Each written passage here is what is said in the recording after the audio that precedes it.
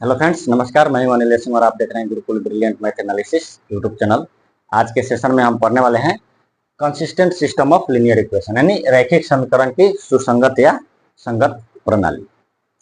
अब रैखिक समीकरण की सुसंगत और संगत प्रणाली क्या होती है, इसके बारे में हम जानेंगे। लेकिन आज के सेशन का खास बात यह है कि हम यहाँ पे इसके पहले जो पढ़ रहे थे, जैसे बहुत सारे स्टूडेंट जो हैं वो 10th में पढ़ चुके होंगे ये टॉपिक, लेकिन आज जो मैं टॉपिक पे जो चर्चा कर रहा हूँ मैं अलग तरीके से पढ़ाने वाला हूँ।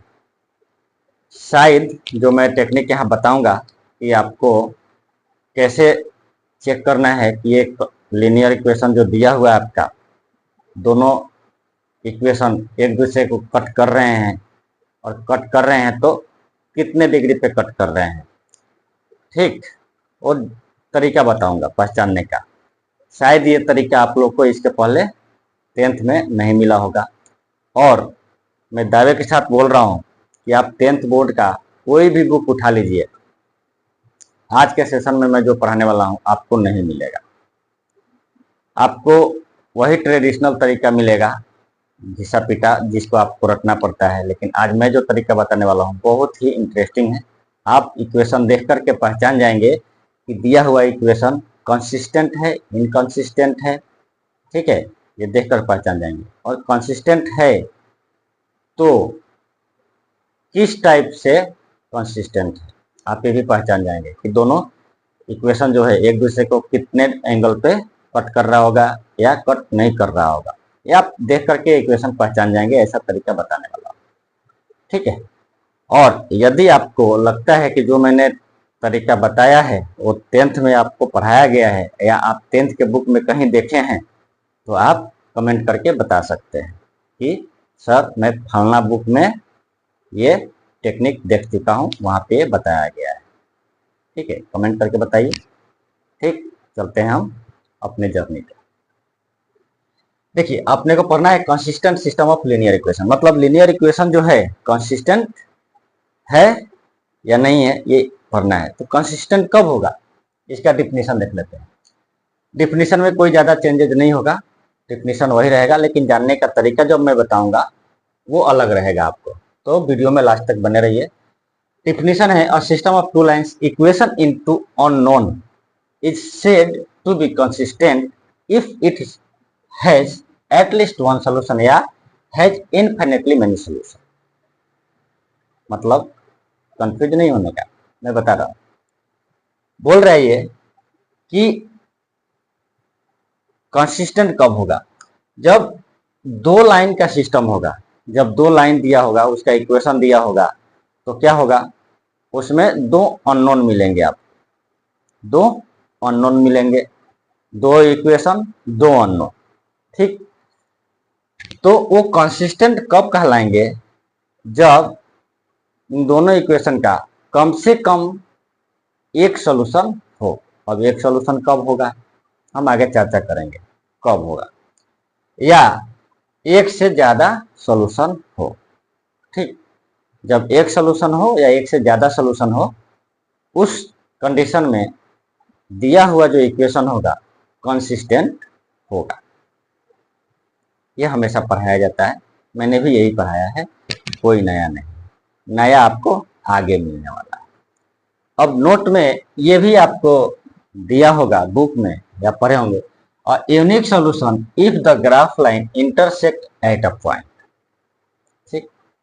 जब लाइन जो है, दिया हुआ लाइन जो है एक दूसरे को इंटरसेक्ट करने वाले हैं, तो उसका यूनिक सॉल्यूशन मिलेगा, मतलब एटलीस्ट वन सॉल्यूशन तो मिलेगा। और जब एटलीस्ट वन सॉल्यूशन मिलेगा तो क्या होगा, कंसिस्टेंट मिलेगा। लेकिन एक बात ध्यान देने वाली है, यहाँ पे क्या बोला है ये कि इंटरसेक्ट करेगा, तो कैसे करेगा। अब बात चालू होता है मेन, कि इंटरसेक्ट तो ठीक है करेगा, और इंटरसेक्ट करेगा तो ही कंसिस्टेंट होगा, नहीं करेगा तो नहीं होगा।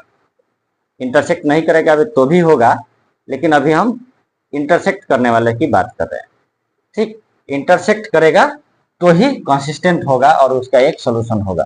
लेकिन ये पहचानेंगे कैसे कि इंटरसेक्ट कर रहा है कि नहीं कर रहा है, और किस टाइप से कर रहा है। देखिए इंटरसेक्ट जो है लाइन हो सकता है 90 डिग्री पे भी कर सकता है। ठीक, लाइन जो है 90 डिग्री पे भी तो इंटरसेक्ट कर सकती है ना जी, एक दूसरे को कट कर सकती है।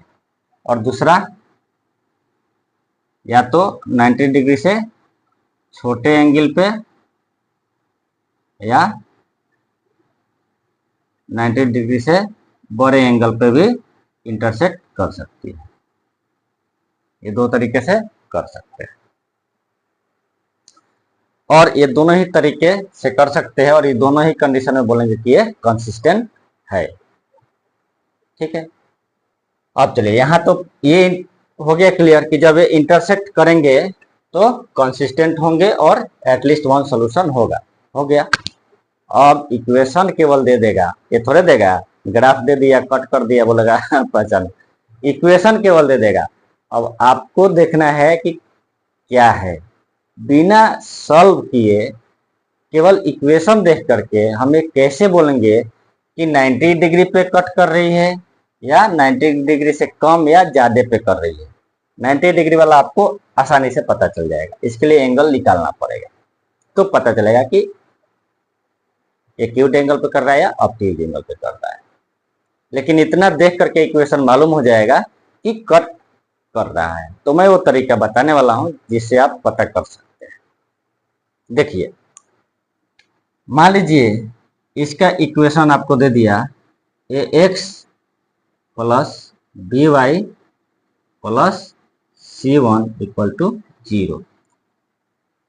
यदि लाइन एक दूसरे को 90 डिग्री पे कट करेगा तो इक्वेशन जो होगा ऐसा ही आएगा।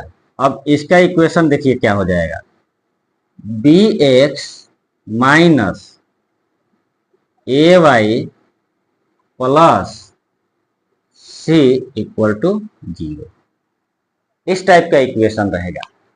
ऐसा इक्वेशन यदि देगा तो आप तुरंत ये समझ जाइए कि ये दोनों एक दूसरे को कट करने वाले हैं और 90 डिग्री पे कट करने वाले हैं।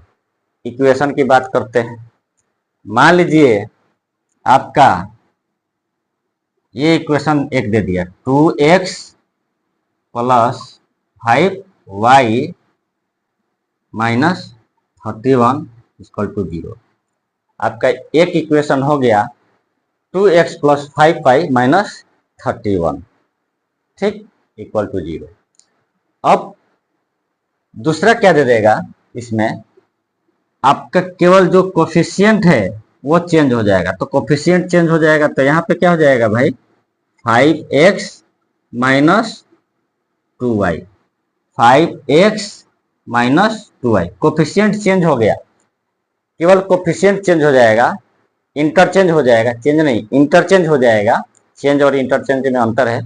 कोफिशिएंट जो है इंटरचेंज हो जाएगा लेकिन वैल्यू सेम रहेगी। देखिए यहाँ पे 5y था तो यहाँ पे 5x हो गया, यहाँ पे 2x था तो यहाँ पे 2y हो गया। एक चेंजेज और दूसरा चेंजेज होगा कि साइन अपोजिट होगा। ठीक है, कोफिशिएंट क्या होगा, इंटरचेंज हो जाएगा, साइन भी अपोजिट रहेगा और ये कांस्टेंट जो है ये भी डिफरेंट होगा। मान लीजिए यहाँ पे 0 हो गया, सी की जगह पे 0 मान लीजिए। इस टाइप का आएगा। देखिए 2x plus 5y minus 31 equal to 0, तो दूसरा हो जाएगा 5x minus 2y plus C 0 equal to 0। C 0 मान लीजिए। मतलब कहने का अर्थ ये हुआ कि जो कोफिशिएंट होगा वो इंटरचेंज रहेगा। पहला पॉइंट हो जाएगा कि कोफिशिएंट जो रहेगा इंटरचेंज रहेगा।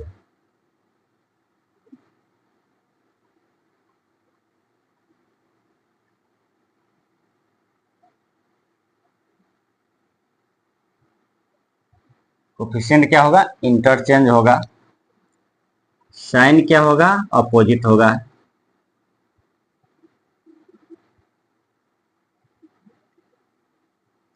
और कांस्टेंट क्या होगा, डिफरेंट होगा।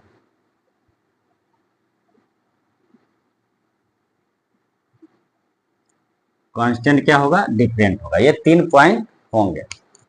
कोफिशिएंट जो होगा वो इंटरचेंज रहेगा, साइन अपोजिट रहेगा और कांस्टेंट आपका क्या रहेगा, डिफरेंट रहेगा। तब आप समझ जाइए कि वो 90 डिग्री पे कट करेगा, आपको सॉल्व करने की जरूरत नहीं है। एक तरीका हो गया। और दूसरा तरीका जो है, देखिए एक्स जो है इसके कोफिशिएंट का multiplication multiplication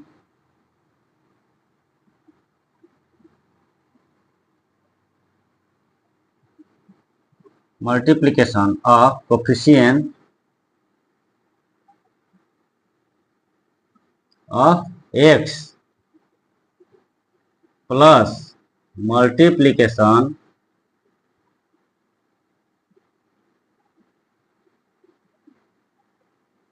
of coefficient of Y क्या होगा, 0 होगा। मतलब a इंटू बी प्लस इधर का a इंटू बी, किसका, a into B of X plus a into B of Y 0 होगा। इक्वेशन जो दिया है उसका देखिए, 5 इंटू 2 प्लस 2 इंटू 5, 2 का क्या है भाई, माइनस है, और 5 ये भी 10 प्लस माइनस माइनस 10, ये क्या हो गया, 0। ये सेकंड टेक्निक है, ये फर्स्ट टेक्निक है। फर्स्ट टेक्निक में आप सॉल्व नहीं करना है, कुछ नहीं करना है, केवल इक्वेशन देखना है और ये देखना है कि कोफिशिएंट इंटरचेंज है क्या है, साइन अपोजिट है क्या है, कांस्टेंट डिफरेंट है क्या है, मतलब ये दोनों एक दूसरे को 90 डिग्री पे कट करेगा ही करेगा।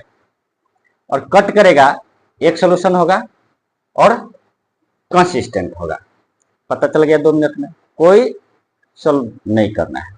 और आपको डाउट है तो ऐसा निकाल लीजिए, x के कोफिशिएंट को गुना कर लीजिए, y के कोफिशिएंट को गुना कर लीजिए और दोनों को जोड़ दीजिए। यदि 0 आया मतलब 90 डिग्री पे कट करेगा तो यूनिट सोल्यूशन होगा, कंसिस्टेंट होगा। पहला कंसेप्ट अपना हो गया। ये इतना करना है। अब बताए आप कि क्या आपको 10th बोर्ड में 10th क्लास में आपको ये टेक्निक बताया गया था कंसिस्टेंट चेक करने के लिए, या ये इक्वेशन जो है एक दूसरे को 90 डिग्री पे कट करेगा उसके लिए ये बताया गया था। आप कमेंट करके बताएंगे आप लोग कि क्या आपको बताया गया था कि जो इक्वेशन दिया हुआ है वो 90 डिग्री पे कट कर रहा है या नहीं कट कर रहा है, कैसे चेक करेंगे, या कंसिस्टेंट है या नहीं है उसको कैसे चेक करेंगे, ये तरीका बताया गया था। क्या आप कमेंट करके जरूर बताएंगे। अब आते हैं हम इस ग्राफ पे। ये अपना पहला ग्राफ था, ठीक, जब 90 डिग्री पे कट करेगा, और ये अपना दूसरा है। अब हम दूसरे की चर्चा कर लेते हैं, थोड़ा सा वीडियो लंबा हो जाएगा, कोई बात नहीं। इसकी चर्चा करते हैं। मान लीजिए 90 डिग्री पे कट नहीं किया, फिर क्या होगा, कंफ्यूजन, अरे भाई यार सर तो आप क्या मजाक करते हैं, फिर क्यों ले रहे, आपने ये बता दिया और यहाँ तो दूसरा है। आते हैं पॉइंट पे, सब रखिए। चलिए मान लीजिए कि दोनों दिया हुआ इक्वेशन एक दूसरे को क्या कर रहा है, 90 डिग्री पे कट नहीं कर रहा है, तो हम कैसे पहचानेंगे, उसका तरीका क्या होना चाहिए। ठीक है, मान लीजिए ये a1x है प्लस b1y है प्लस c1 इक्वल टू 0 है, इसका इक्वेशन है। और इसका जो है इक्वेशन आपका a2x plus b2y plus c2 equal to 0, ये दोनों का इक्वेशन आपको मालूम है। अब अपने को पता करना है ये दोनों इक्वेशन एक दूसरे को कट कर रहे हैं या नहीं कर। सबसे पहले तो अपने यही काम है ना, ये चेक करना है कि कट कर रहा है कि नहीं, कट कर रहा है या नहीं कर रहा है, ये पहले पता चल जाए तो हमको ये डाउट तो क्लियर हो जाएगा कि कंसिस्टेंट है या नहीं। ठीक, तो पहले पता करना है कि ये कट कर रहा है या नहीं कर रहा है, कितने एंगल पे कट कर रहा है वो बाद की बात है। ठीक, पहले हमको ये चेक करना है कट कर रहा है कि नहीं। चलिए, ये इक्वेशन आपको मान लीजिए दे दिया है, अब आपको चेक करना है कि कट कर रहा है कि नहीं। मतलब अपने को चेक करना है कंसिस्टेंट है या नहीं। ठीक है, अब उसके लिए आप लोग को यहाँ पे मैं 3 केस बताऊंगा। तीनों केस होगा तो ये एक दूसरे को कट करेगा। क्या क्या होना चाहिए देखिए। पहला केस कि A1 not equal to A2, B1 not equal to B2 and C1 not equal to C2। पहले तो ये तीनों ही एक दूसरे को बराबर नहीं होंगे। यदि ये कंडीशन होगा तो आप सवाल को सॉल्व मत करिए, बिना सॉल्व किए आप बता सकते हैं कि ये कंसिस्टेंट है या नहीं। यदि ये केस है मतलब यूनिक सॉल्यूशन है और कट कर रहा है मतलब कंसिस्टेंट है। ठीक, ये कंडीशन होगा तो इक्वेशन दिया हुआ कंसिस्टेंट होगा और यूनिक सॉल्यूशन होगा उसका। सेकंड केस पे आते हैं। सेकंड केस क्या हो सकता है? अब देखिए, सेकंड केस जो है ये हो सकता है आपका A1 इक्वल टू A2 दिया हो, B1 not equal to B2 हो and C1 not equal to C2। देखिए, इस टाइप से कट करेगा। अब ये कंडीशन क्यों आ रहा है हम बाद में चर्चा करेंगे। ठीक, पहले देख लेते हैं कंडीशन कैसा होगा। कंडीशन दूसरा, यदि ऐसा दिया हो, यदि A1 A2 यानी x के कोफिशिएंट बराबर हो, y के कोफिशिएंट और कांस्टेंट बराबर नहीं हो, तो भी कंसिस्टेंट होगा और एटलीस्ट वन सॉल्यूशन होगा। अब आते हैं थर्ड पे। चलिए, आप लोग बताएंगे ये तरीका आप लोग को मालूम था क्या? कोई बात नहीं, मैं तो पढ़ा रहा हूँ। अब जज तो आपको करना है, क्योंकि बहुत सारे स्टूडेंट इसके पहले 10th में पढ़ चुके हैं। मैं भी पढ़ा हूँ इसलिए मुझे मालूम है, बिना पढ़े थोड़े पढ़ा रहा हूँ। ठीक है, पढ़ चुका हूँ इसलिए पढ़ा रहा हूँ और मुझे मालूम भी है क्या पढ़ाया जाता है। पढ़ाने के लिए बाबू बहुत मेहनत करना पड़ता है। ठीक, टीटी निकाल लिया और सरकारी बाबू बन गए, जाके सो रहे, ऐसा नहीं होगा। टीचर बनने के लिए पहले एक अच्छा स्टूडेंट होना जरूरी। आप अच्छा टीचर कब हो सकते हैं? जब आप एक अच्छा स्टूडेंट हो। यदि अच्छा स्टूडेंट नहीं है तो आप अच्छा टीचर तो नहीं बनेंगे भैया। ठीक, और इसके लिए बहुत मेहनत करना पड़ता है। तो आप लोग जज कीजिएगा, बताइएगा कि आप लोग को ये तरीका बताया गया था क्या कंसिस्टेंटी चेक करने के लिए, कंसिस्टेंट है या नहीं ये इक्वेशन, या है तो क्या है, ओवरलैप कर रहा है, कट कर रहा है तो कितने एंगल पे कट कर रहा है। ठीक, आप लोग बताएंगे कमेंट करके, प्लीज बताइएगा जरूर। अब आते हैं थर्ड केस पे। थर्ड केस क्या होना चाहिए? थर्ड केस जो है वो है आपका A1 not equal to A2, B1 equal to B2 and C1 not equal to C2। देखिए, यहाँ पे एक चीज कॉमन है। यहाँ पे क्या भाई, कांस्टेंट जो है बराबर तो कतई भी नहीं होगा, ध्यान रखिए। कांस्टेंट बराबर नहीं होगा। जो एक्स वाई का कोफिशिएंट है उनमें ही रिलेशन होना चाहिए। एक्स वाई का कोफिशिएंट बराबर नहीं होगा, एक्स का कोफिशिएंट एक बार बराबर होगा तो एक्स वाई का कोफिशिएंट बराबर नहीं होगा उसमें। यदि एक्स का कोफिशिएंट इक्वल नहीं होगा तो वाई का कोफिशिएंट इक्वल होगा। ये 3 कंडीशन होगा तो आपको सवाल सॉल्व करने की जरूरत नहीं है, वहां आप बिना सॉल्व किए बता सकते हैं कि कंसिस्टेंट है। ठीक, अब आप इससे जज नहीं कर सकते कि जो कंसिस्टेंट है तो एटलीस्ट वन सॉल्यूशन तो है, लेकिन ये कितने डिग्री पे कट कर रही है। एक तो क्लियर हो गया कि 90 डिग्री पे कट कर रहा है, तो उसका क्या कंडीशन है, कैसे चेक करना है।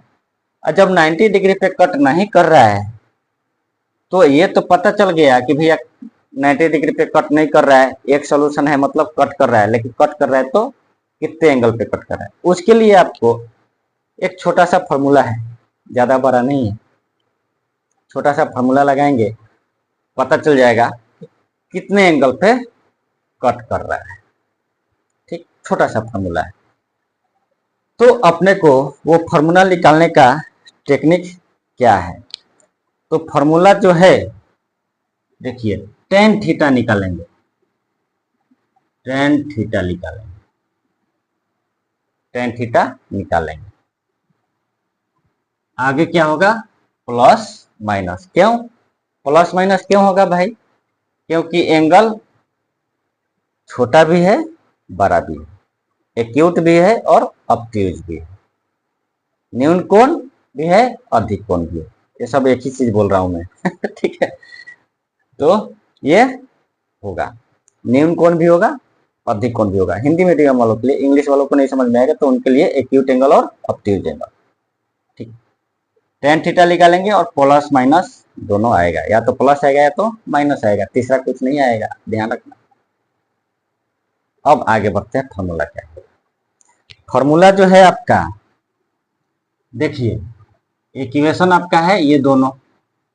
अब यहाँ पे a1 into b2 minus x के कोफिशिएंट इंटू दूसरे के y के coefficient, a1 into b2 minus. Minus क्यों, ये अभी नहीं बताऊंगा। यहाँ पे माइनस ही क्यों होगा, प्लस क्यों नहीं होगा ऐसा थोड़े होगा कि सवाल में दोनों का जो साइन है वो माइनस दिया रहे, ऐसा कुछ नहीं है। चलो,